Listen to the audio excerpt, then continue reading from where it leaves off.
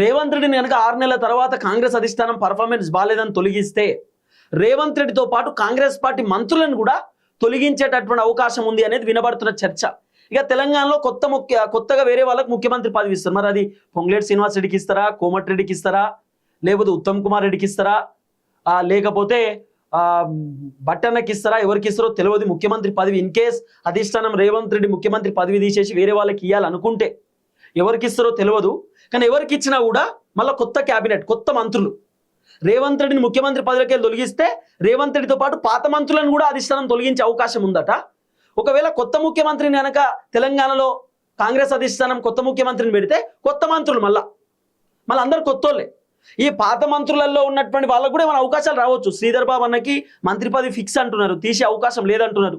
పొన్నం ప్రభాకర్ మంచిగా ఆయనే మంత్రి పదవిని వ్యవహరిస్తున్నాడు కాబట్టి పొన్నం ప్రభాకర్ మంత్రి పదవి కూడా ఉండొచ్చు. ఉత్తమ్ కుమార్ రెడ్డి ఆయనకి ఏదో ఒక మంత్రి పదవి ఇవ్వచ్చు.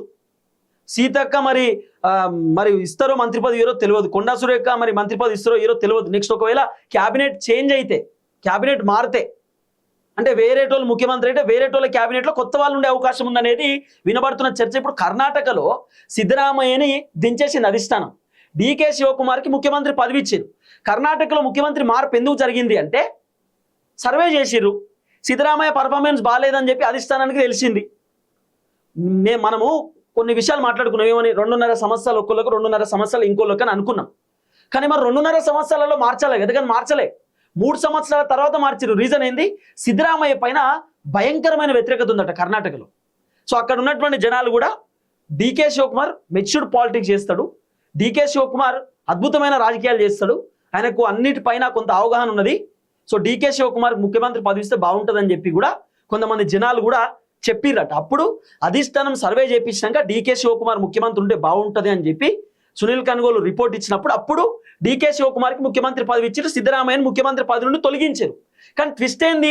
సిద్ధరామయ్య క్యాబినెట్లో పనిచేసేటటువంటి మంత్రులను కూడా తొలగించేసారు.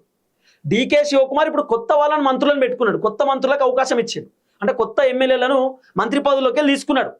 అంటే ఇప్పుడు డికే శివకుమార్ కొత్త మంత్రులు, కొత్త ముఖ్యమంత్రి, కొత్త మంత్రులు, కొత్త క్యాబినెట్. సో డికే శివకుమార్ కొత్త ముఖ్యమంత్రి. డిప్యూటీ సీఎం ఉన్నటువంటి వ్యక్తి ఇప్పుడు సీఎం అయిండు. సిద్ధరామయ్యకు ఏఐసిసి లీడర్ ఏదో పదవి ఇచ్చారు, ఢిల్లీలో అధిష్టానానికి సంబంధించిన పదవి ఇచ్చారు. సో తెలంగాణలో కూడా 6 నెలల టైం తర్వాత రేవంత్ రెడ్డి పర్ఫార్మెన్స్ బాగాలేదని అధిష్టానానికి అనిపిస్తే రేవంత్ రెడ్డి ముఖ్యమంత్రి పదవి తీసేసే అవకాశం ఉండొచ్చట. రేవంత్ రెడ్డితో పాటు పాత మంత్రులను కూడా తొలగించేటటువంటి అవకాశం ఉండొచ్చు అనేది వినబడుతున్న చర్చ. ఆల్రెడీ అధిష్టానం మంత్రుల పైన రకరకాల సర్వే చేయించేటటువంటి కార్యక్రమం చేసిరట.